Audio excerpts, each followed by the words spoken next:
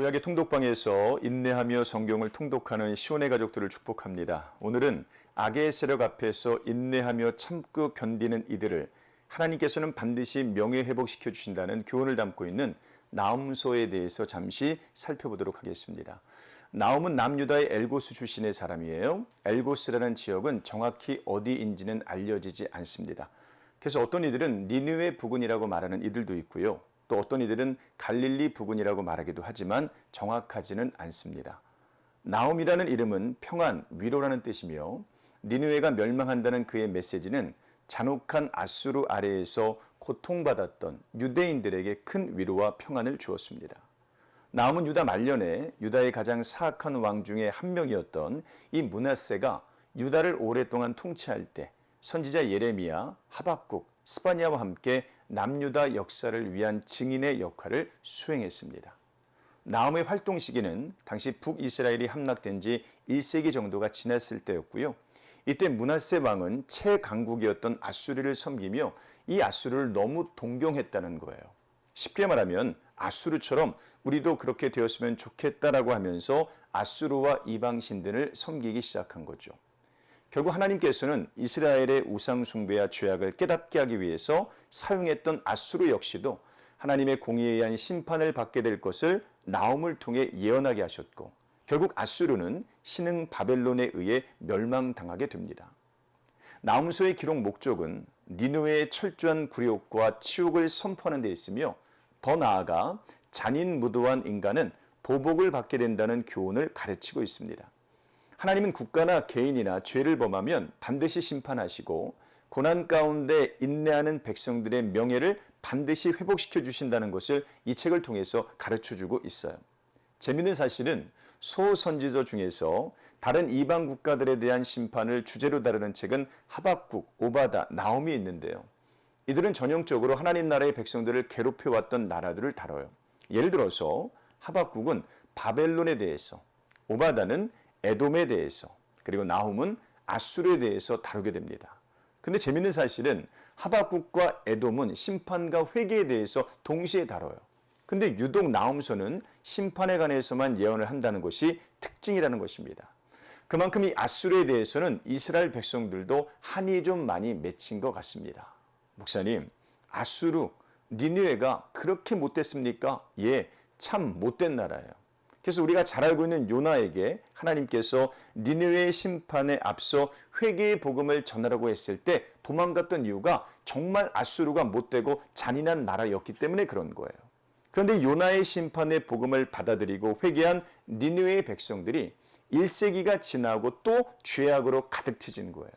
그래서 다음으로 누가 등장하느냐? 바로 나움이 다시 심판의 예언을 하게 된 겁니다. 참고로 당시 아수르는 너무 잔인해서 그 성의 이름을 피해도 성이라고 불렀어요. 이들이 얼마나 잔인했는가 하면 먼저 전쟁 전에 항복을 권했는데 듣지 않으면 정복지의 모든 주민들을 말뚝을 박아 죽입니다. 그리고 머리로 피라미드를 쌓습니다. 뿐만 아니라 내부에서 반란을 일으키면 5대를 몰살했다고 합니다. 그런 아수르를 향해서 나움 선지자는 거의 조롱에 가까운 표현으로 그들의 멸망을 예언하니까 어느 누가 여러분 좋아하지 않겠어요? 모두가 다 좋아했을 겁니다. 학자들은 나움서의 연대를 주전 664년에서 612년 사이로 추정을 합니다. 나움서의 문체는 일반 예언서들과는 달리 예언적 예배 의식문이라는 점과 통일성을 갖추고 있다고 학자들은 그렇게 말해요.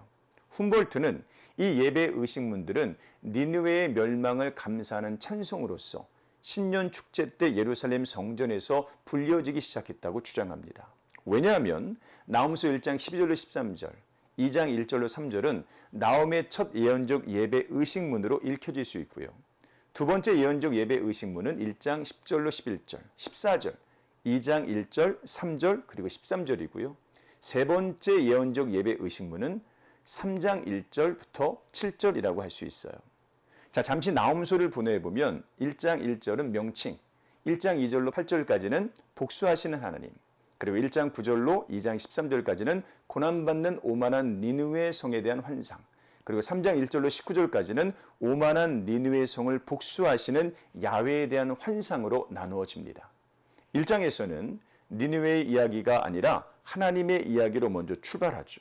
그분의 권능과 진노가 불과 1세기 전에 이스라엘을 멸망시키고 예루살렘을 위협했던 아수르의 날이 얼마 남지 않았다고 말씀하십니다. 2장에서는 니느웨가 함락당하는 모습을 청각과 시각을 통해서 모두 그렇게 사용한다는 것이죠. 3장에서는 니느웨의 죄악은 괴울과 광포와 늑탈을 멸망의 원인으로 지적하고 있습니다. 한때 상부 애굽의 수도이자 철옹성의 요새로 유명한 노아몬과 흡사한 운명이 니느웨에게도 미칠 것이라고 예언을 하죠. 참고로 노아몬은 헬라어로 테베라고 불리고요. 나중에는 룩소로 불려지게 됩니다. 자, 니느웨가 아무리 철저히 방어를 할지라도 하나님께서 심판을 선포하셨기에 모든 것이 허사가 될 것이고 하나님의 심판으로 흩어진 사람들을 다시 모을 사람이 없을 것이라고 선포하며 결론을 맺습니다. 나홈서는 우리가 일반적으로 알고 있는 사랑의 하나님이라는 이미지와는 다르게 죄와 불법 앞에서 얼마나 하나님이 단호하신지를 알 수 있는 그런 책입니다. 하나님은 죄와 불법 앞에서 질투, 보복, 진노, 분노, 맹렬하시는 하나님임을 나홈서는 밝히고 있습니다. 한마디로 죄와 불법과 우상숭배는 그 싹도 남기지 않을 정도로 하나님은 단호하시다. 이것을 보여주고 있는 거예요. 우리 시온의 가족들은 이 나홈서를 읽으시면서 다음과 같은 질문과 묵상을 통해 더 깊게 읽어보셨으면 좋겠어요. 첫 번째 질문입니다. 하나님 앞에서 혹 내가 뉘우치거나 깨닫지 못한 나의 죄는 무엇이 있는가? 만약 깨우치셨다면 먼저 오래 참으시는 하나님께 감사하며 회개의 시간을 가지셨으면 좋겠어요. 두 번째 질문입니다. 니느웨의 백성들처럼 나의 성은 무너지지 않아라는 교만한 마음으로 지금까지 살아왔던 나의 삶의 영역은 어디 그리고 무엇이 있을까요? 어떤 것입니까? 책에서 나홈서의 가장 멋진 성경 구절은 나홈서 1장 7절 말씀이에요. 여호와는 선하시며 환난 날에 산성이시라 그는 자기에게 피하는 자들을 아시느니라. 바라기는 우리 시온의 가족들 모두는 우리의 영원한 산성은 여호와 하나님 한 분밖에 없다는 사실을 알기에 지금처럼 어렵고 힘든 시간 다른 곳으로 피하는 것이 아니라 여호와 하나님의 산성이 나의 유일한 피난처임을 알아 그분께로만 달려오며 위로함 받는 믿음의 권속들 되시기를 주님의 이름으로 축원합니다. 고맙습니다.